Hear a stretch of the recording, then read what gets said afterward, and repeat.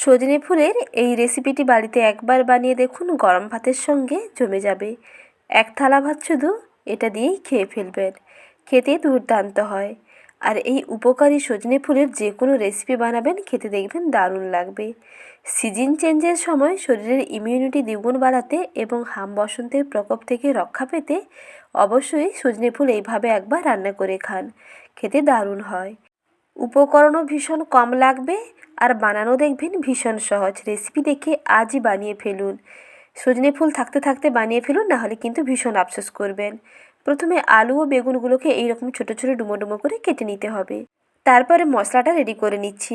একটা মিক্সার গ্রাইন্ডারে নিয়ে নিচ্ছি 2 চা চামচ সাদা সর্ষে বা হলুদ সর্ষে, আর নিচ্ছি 1 চামচ পোস্ত, আর দিচ্ছি কাঁচা লঙ্কা আর সামান্য অল্প একটু লবণ। লবণ দিয়ে সর্ষে বাটলে দেখবেন তেতো হয় না। তারপরে অল্প একটু জল দিয়ে মশলাটাকে বেটে নেব। এখানে হলুদ সর্ষের বদলে কালো সর্ষেও নিতে পারেন, যেটা পছন্দ হয় সেটা নেবেন। তারপরে একটা বড় বাটির মধ্যে কিছুটা জল নিয়ে তার মধ্যে অল্প একটু লবণ দিয়ে এই ফুলগুলোকে একটু দলে দলে করে ধুয়ে নিতে হবে।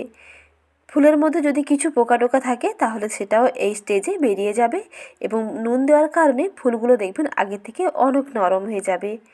2 থেকে 3 মিনিট বেশ ভালো করে জলে একটু চুবিয়ে রাখবেন। তারপরে এইরকম দলে দলে ধুয়ে পরিষ্কার করে নেবেন। তারপরে নর্মাল জল দিয়ে ধুয়ে নেবেন। তাহলে ফুলের মধ্যে কোনো কিছু আর পোকামাকড় থাকে না। এখন এই ফুলগুলোকে রান্না করে নিচ্ছি। প্রথমে কড়াইতে দিলাম 2 চা চামচ সর্ষের তেল। তেল গরম হয়ে গেলে এর মধ্যে পেঁয়াজ কুচি এবং কাঁচা লঙ্কা কুচি, সঙ্গে দিচ্ছি কালো জিরে। 1 চা চামচ কালো জিরে দিয়ে এই ফোড়নটাকে একটু ভেজে নেব। পেঁয়াজ কাঁচা লঙ্কাটাকে একটু ভেজে নিয়ে তারপরে এর মধ্যে দিয়ে দিচ্ছি কেটে নেওয়া আলু ও বেগুনগুলো। আলু ও বেগুনগুলো কিছুক্ষণ পর্যন্ত তেলে কষাতে হবে। যতক্ষণ না একটু সেদ্ধ হয়ে যাচ্ছে ততক্ষণ পর্যন্ত রান্না করতে হবে। এই অবস্থায় গ্যাসের ফ্লেমটাকে একেবারে মিডিয়াম টু লোতে রেখে কিছুক্ষণ সময় নিয়ে রান্না করলে দেখবেন আলু ও বেগুনটা বেশ সুন্দর সেদ্ধ হয়ে যাবে।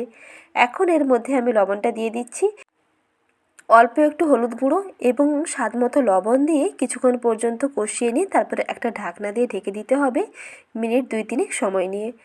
2 থেকে 3 মিনিটের মধ্যেই দেখবেন আলুগুলো মোটামুটি সেদ্ধ হয়ে যাবে। আর গ্যাসের ফ্লেমটা একটু কমিয়ে রাখবেন, তাহলে দেখবেন নিচে লেগে যাবে না।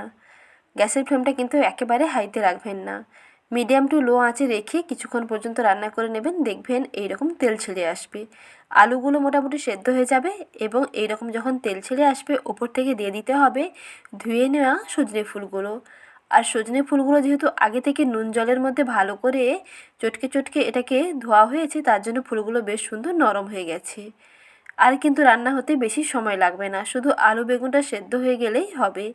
ফুলগুলোকে ঠিক আলু বেগুনের সঙ্গে আবার একটুখানি সময় কষিয়ে নিচ্ছি। এতে ফুলের যে একটা কাঁচা গন্ধ থাকবে সেটা সম্পূর্ণ চলে যাবে এবং টেস্টটাও দুর্দান্ত হবে। আরও 1 থেকে 1.5 মিনিট সময় নিয়ে একটুখানি সময় ভালো করে কষিয়ে নিয়ে তারপরে যে মশলার পেস্টটা রেডি করে নিয়েছিলাম সেই পেস্টটাকে এর মধ্যে দিয়ে দেব। তবে তার আগে একটু ঢাকনা দিয়ে রান্নাটা করে নিচ্ছি। ফুলগুলো যখন মোটামুটি নরম হয়ে যাবে সবশেষে দিতে হবে সেই মশলার পেস্ট। সর্ষে, পোস্ত, কাঁচা লঙ্কা, সঙ্গে অল্প একটু লবণ দিয়েছিলাম, সব কিছুকে একসঙ্গে বেটে নিয়েছি। সেই সর্ষে পোস্ত বাটাটা এর সঙ্গে দিয়ে দিতে হবে। মশলার পেস্ট দিয়ে অল্প একটু বাটি ধুয়ে জলটাও অ্যাড করে নিচ্ছি। বাটিতে যে মশলাগুলো লেগে আছে সেগুলোকে ভালো করে ধুয়ে পরিষ্কার করে নিয়ে অল্প একটু জল মিশিয়ে নিয়ে এই রান্নাটাতে দিয়ে দিচ্ছি, যাতে এটা একেবারে মাখো মাখো হয়। আলু ও বেগুনটা দেখবেন বেশ ভালোভাবে সেদ্ধ হয়ে যাবে, সঙ্গে ফুলগুলো বেশ সুন্দর নরম হয়ে যাবে। আর সবশেষে দিতে হবে স্বাদ মতো অল্প একটু চিনি।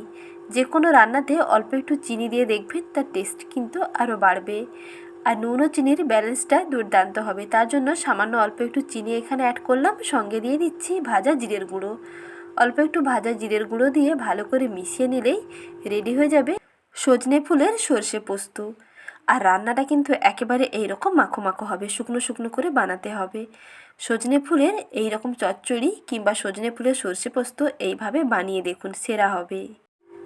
সজনে ফুলের সর্ষে পোস্ত একেবারে রেডি। এখন গ্যাসের ফ্লেমটাকে বন্ধ করে একটা ঢাকনা দিয়ে আরও 5 মিনিট ঢেকে দেব। তাতে বেশ ভালোভাবে রান্নাটা আরও টেস্টি হবে, আরও সুন্দর সেট হয়ে যাবে। এখন একটি প্লেটে পরিবেশন করে নিচ্ছি। গরম ভাতের সঙ্গে সজনে ফুলের এই রেসিপিটি বাড়িতে একবার বানিয়ে দেখুন। ছোট থেকে বড় সবার দেখবেন ভীষণ পছন্দ হবে। সিজন চেঞ্জের সময় সজনে ফুল খাওয়াটাই ভীষণ উপকারী, শরীরের পক্ষে ভীষণ ভালো। তাই দেরি না করে সজনে ফুল বাড়িতে থাকলে আজই বানিয়ে দেখুন। আর রেসিপিটি ভালো লাগলে লাইক, শেয়ার এবং সাবস্ক্রাইব করুন।